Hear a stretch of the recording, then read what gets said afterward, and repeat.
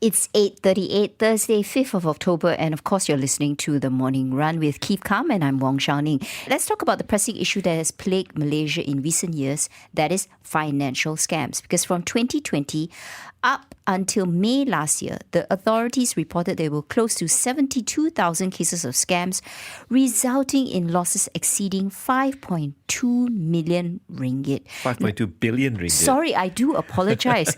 So this surge in scams is also exacerbated by the frequent data breach incidences happening in this country that have compromised personal information of millions of Malaysians. The Personal Data Protection Department revealed that up to June, Malaysia has been recording an alarming average of 15 data breach cases every week, making a fourfold increase from last year. So as the scam industry, it's an industry, it continues to rake in billions of dollars, although there is a little bit of positive news as Bank Negara has also reported that there is a 58% reduction in unauthorized banking transactions reported to the National Scam Response Centre. Nevertheless, how should industry players and enforcement agencies collaborate to curb these fraud cases? For some insights, we speak to CF Fong, CEO of LGMS BERHAD. He's a cybersecurity consultant and also part of the Digital Advisory Committee introduced by the Ministry of Transport. Now, we need to start by asking, what are the most frequent modus operandi of cyber and financial crimes? And is there a common pattern in most of these cases? Yes, of course. Hi, good morning. I think most common modus operandi, I would say, for cyber and from commercial crimes, mostly related to phishing, malware, social engineering. Now, these common patterns, including exploiting human errors, using technologies to gain unauthorized access to sensitive information, using technologies to manipulate the human emotion to drive the victims, the scam victims, to desperateness, and that's how this common modus operandi works. And regardless of what kind of storylines the scammers are using, the principles are always the same, by driving the psychology factors of a victim to conduct commercial crimes. How would you assess how the government and banks have been responding to counter fraud and scams? I mean, the numbers are quite staggering is what we see, right? Yeah, I think another scary facts about that is that those numbers are reported numbers. There are many cases are not reported, and many government and banks have improved their responses to fraud and scams through increased awareness, education, and technological advancement. However, the evolving nature of cyber threats require continuous adaptations. So this is a continuous efforts. The scammers, the cyber crimes, threat actors, they are constantly evolving. So we need to do the same thing. I mean, the banks and the governments have to have the same mindset that this is a continuous, effort, to address the crime. Which specific parts of the government do you reckon should take charge of this? I mean, it should not just fall on the authorities that are in charge of finance, right? I mean, education and everything should play a role in it. What do you think? I would say I would absolutely agree. I think one of the agency would be would strongly advocate is the Ministry of Education. So we need to bring in cybersecurity awareness into our schools. We need to educate our children. We need to create the awareness at a younger age, and also various respective government agencies also need to take especially personal data seriously. We've been witnessing so many number of cases of data leak that origin from the government agencies, and it seems like there's no accountability being established. So there's still a lot to be done, I would say. I also want to find out, right, in terms of who, in some way, are the industry players themselves also responsible for this because they don't invest in cybersecurity? So should there be stricter enforcement? Yes, I would say so, because for regulated industry players like financial institutions, they do invest in cybersecurity prevention, detection, and response. But for non-regulated industries players, like for example in Malaysia, healthcare industries. Now, healthcare industries also they possess a lot of valuable personal data, some more health data of our Malaysian nationals. But then again, the health industry itself is not regulated. So when a health industry is not, the entire industry is, when it comes to cybersecurity, is not regulated, there isn't any drive, for these players to enforce cybersecurity protections. So this is something that I think in Malaysia we are quite lacking. The other industries are quite critical as well. Like for example, manufacturing. In the manufacturing industries, there's no regulations that mandate cybersecurity protections, and any of these other industries also will play a part in impacting our lives when cyber attacks happen. So some of the things I would hope to see is that the government starting to study, the criticality of enforcing cybersecurity protection in different industries. We see now that Bank Negara is working on setting up a national fraud portal where crucial information about the bank accounts and details used by scammers will be collected. Can this help stop fraudulent transactions more quickly, even as scam operators change their tactics, just as quickly?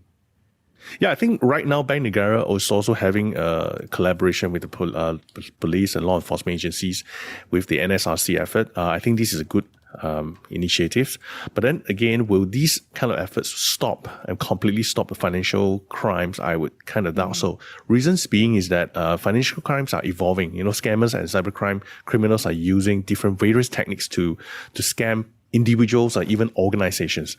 So I think what we would like to see in order to address this issue is that we need to have a much faster response capability. Now, we should be able to leveraging on AI to do analytics, to analyze potential scams, even stop the scams before it happens. Another issues right now we have is that the emergence of mule accounts. A lot of the publics are basically voluntarily borrowing their bank accounts for the cyber criminals to conduct transactions. And it seems like the awareness of the consequences are not imposed to the general public. When we borrow accounts for criminal activities, we are actually part of the criminal activities. So I think these are the things that we need to address immediately. If Bank Negara and then the fraud portal, we can advocate more about the education on not to become a mule, and then that I think will greatly help to slow down the financial crimes. CF, a lot of the cybercrime that we see may not actually be happening here in Malaysia, but of course the victims are Malaysians. They could be done anywhere else around the world. So do we need greater cooperation between different jurisdictions? Do we need a global effort to actually stamp out financial scams? Absolutely. I think this is a very critical part of stopping cross-border financial crimes. And a lot of the call centers, a lot of the scammers do not operate in Malaysia. They're not operating in Malaysia. They're operating in the neighboring countries. And I think at least for all of us, we should be looking at a regional collaboration first before we even talk about global collaboration. And this is totally doable and viable. And I believe that the authorities and also our regulators are currently also doing this. It's just that we will probably need to leverage on technologies to speed up the detection and response.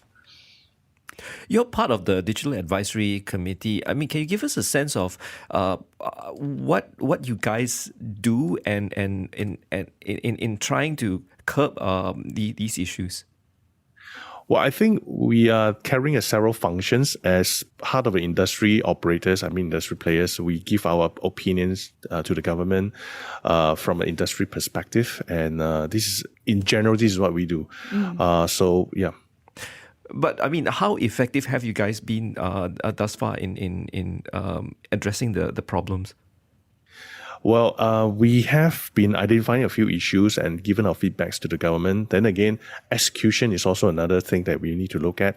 At least we have a good starting by identifying the issues first. Where are the issues are lying?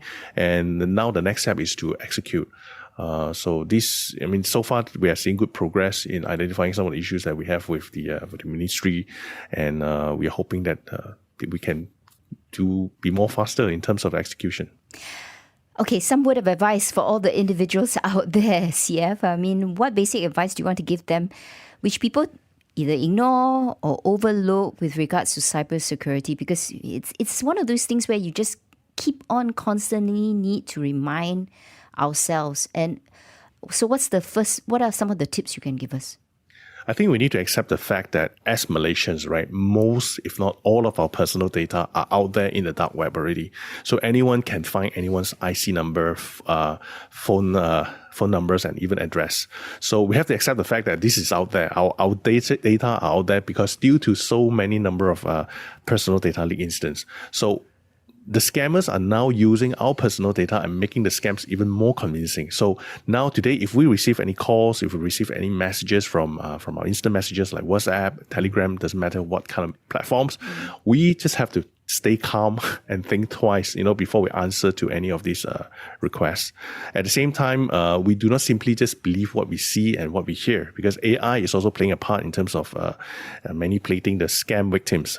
We have been seeing AI has been used to change, the visual of a person, to impose a face of a person, to change the voice of a person to conduct scams. So just stay calm, whenever someone reach out to us, and do not panic and call the authorities if you're in doubt.